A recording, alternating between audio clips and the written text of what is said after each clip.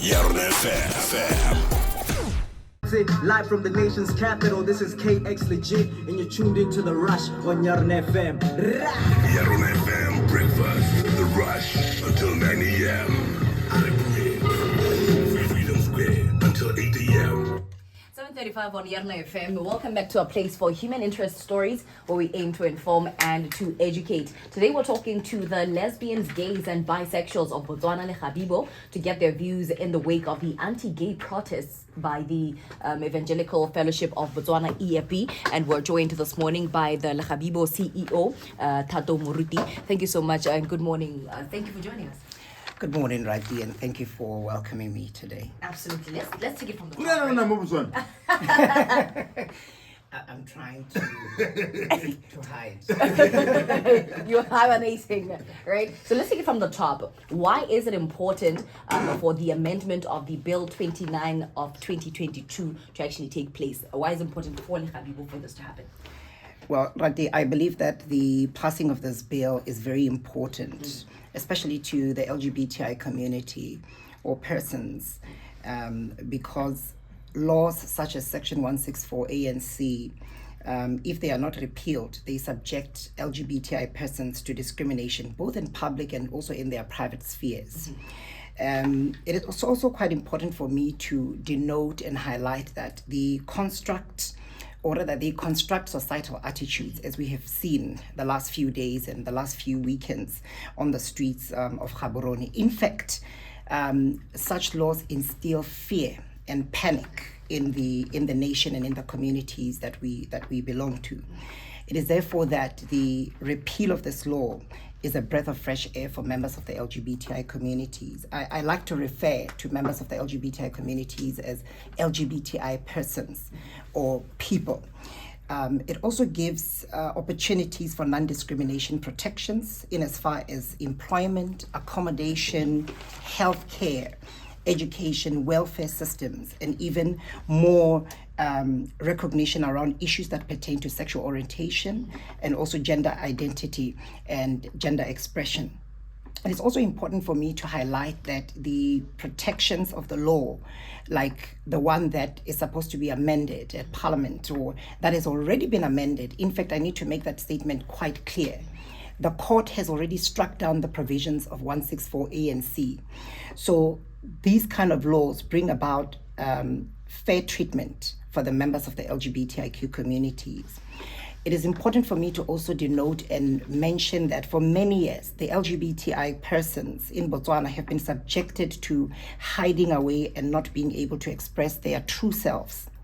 And this has since caused issues of mental health and also eroded self-esteem.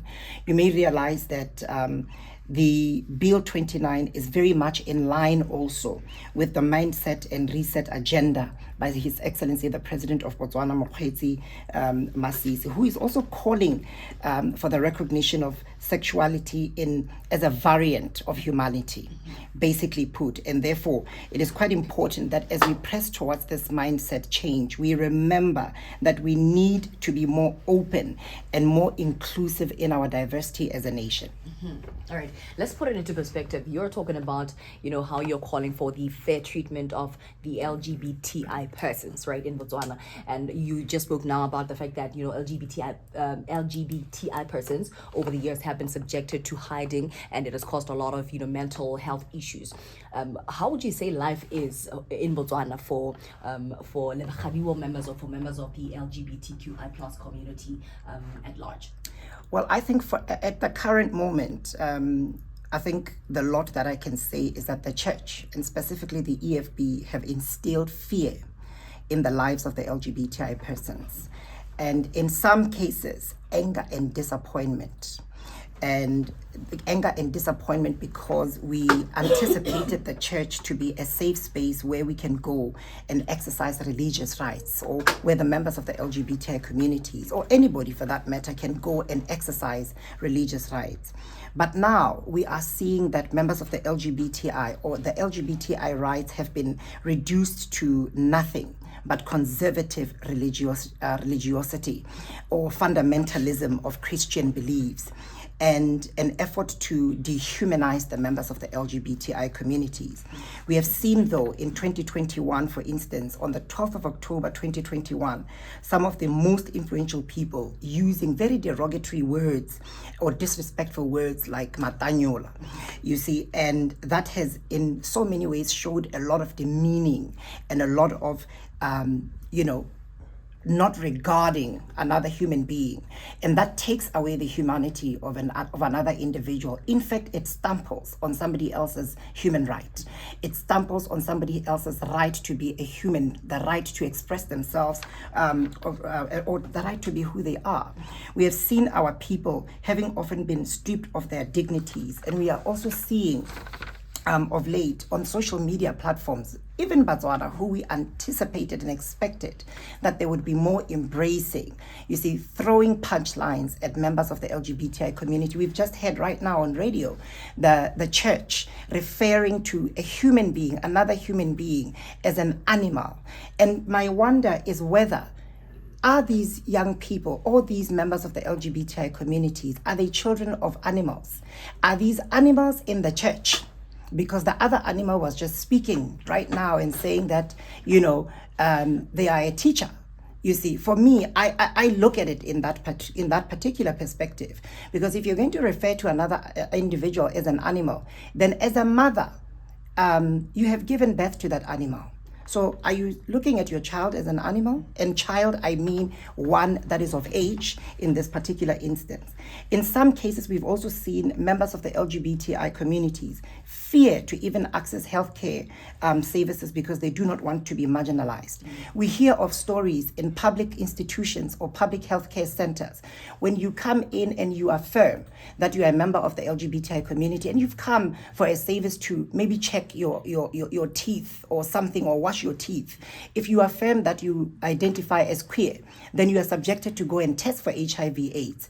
What kind of treatment is that? Or rather, maybe to agree with the church that indeed they're probably referring to these people as animals, and therefore an animal is the one that you can just toss and turn however you want. And so basically, it is quite important that we realize how important this passing of the bill is to another Botswana, to the rights of another individual. Somebody was on the clip talking about the need for common ground for both parties, the LGBTQI community and the church in this instance. Are you willing to sit with EFB to hear them out and explain to them why the amendment of the Bill 29 of 2022 is important to LEGABIBO and the community at large? Well, the real question for me would then be, is the EFB willing to sit and discuss and engage in such a matter? Because I believe that the church must differentiate that which is constitutional and that which is religious beliefs. For years, both LEGABIBO and many other civil society organizations have requested the EFB for a sitting to engage on matters of human rights and matters that pertain to members of the LGBTI community. So I believe that, especially that human dignity is of essence and is of paramountcy, the movement is willing to sit with the EFB, to understand the EFB and what the real issues of the EFB are. Mm-hmm. And seeing that this is a conversation that's soon to be happening, the debates will be happening this week in Parliament. Are you worried that the recent march or protest by the EFB will or could in some way sway Parliament in the opposition direction, where the Botswana, where the amendment of the Bill 29 of 2022 would not be passed? Well, I am worried that if members of Parliament are not strong enough, they will only be on the lookout for voter numbers in 2024 and not on the lookout for what is right and constitutional and what is right for minorities in Botswana.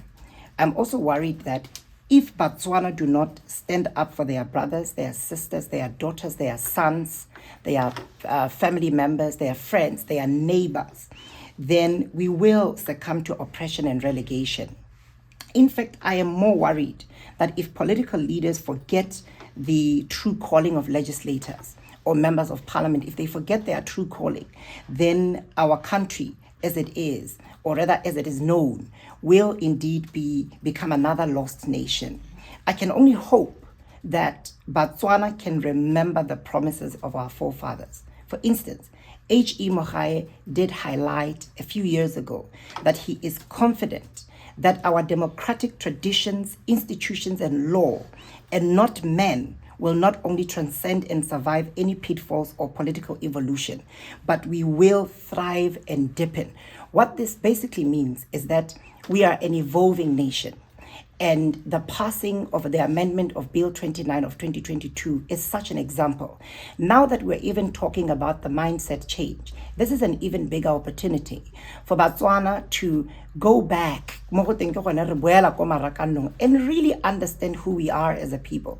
And understanding who we are as a people is not to trample on another person's rights.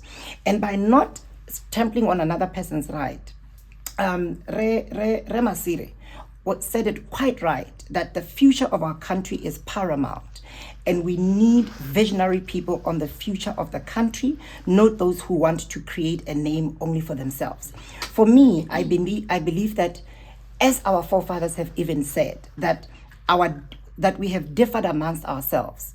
But the many elections that we have gone through have provided us an opportunity to elect people that will speak for those that are not able to speak for themselves. I believe that we even have Setswana sayings that it's meaning that we need to listen to those that are not able to speak to themselves. Silence sometimes speaks louder than words themselves. All right. Now today we talk to the lesbians, gays, and bisexuals of Botswana LEGABIBO to get their views in the wake of the anti-gay protest by the Evangelical Fellowship of Botswana (EFB), and we're joined by the LEGABIBO CEO Thato Moruti. Thank you.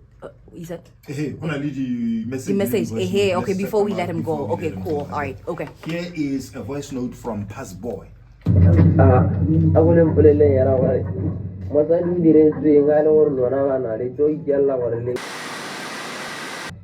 Yeah, Pass Boy, please keep it clean. Please.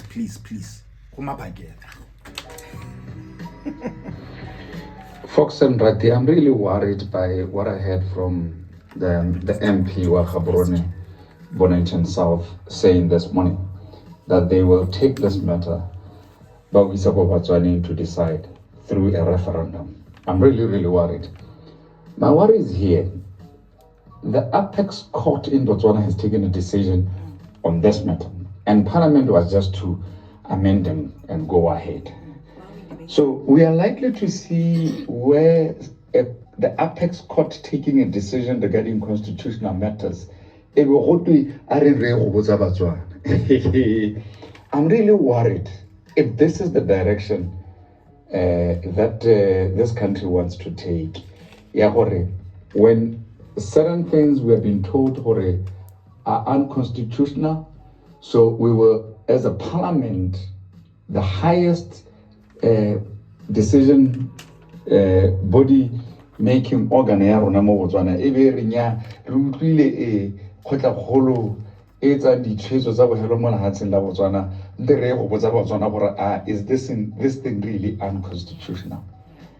I'm really disturbed by that. Really disturbed by that. I think we need to get a lawyer to also explain to us, what does that judgment mean? Should it be implemented? Is Parliament refusing to implement that decision? The court. I'm really worried by that. That statement has worried me. I think are you able to quickly respond to that, Thato? Because it's something that you said at the beginning of the conversation as well, to say, but this is actually something that came from the court. Why is it that now it's going to Parliament to debate it when the court has already decided that it should be amended? In fact, I think for the first time I've heard somebody who's very impartial and who, understands. In fact, I do not anticipate that the legislators or members of Parliament will go and debate something that which has already been struck down by the highest court in the land, being the Court of Appeal. And in fact, what we had anticipated is only a clerical response to that amendment of the bill. We were anticipating that the Attorney General or something, as they had already mentioned on the 30th of November 2021, the Attorney General, Advocate Keith had noted that government will comply to the court order. His Excellency President Masisi had also noted in January of 2022 that government in Botswana is a land that follows the rule of law. It is quite shocking that today we are seeing different people saying that now they want to go and push a referendum. In fact, it's very unprecedented in Botswana for such a law that has already been passed to be debated in Parliament. Yeah. All right. LEGABIBO CEO Thato Moruti, thank you so much for taking time out to speak to us about these very important issues. Like I said, we actually ran a bulletin yesterday that said that this week we anticipate that Parliament actually, debates this bill. So thank you so much for taking time out to speak to us this morning. Thank you. Absolutely. Thank you very much.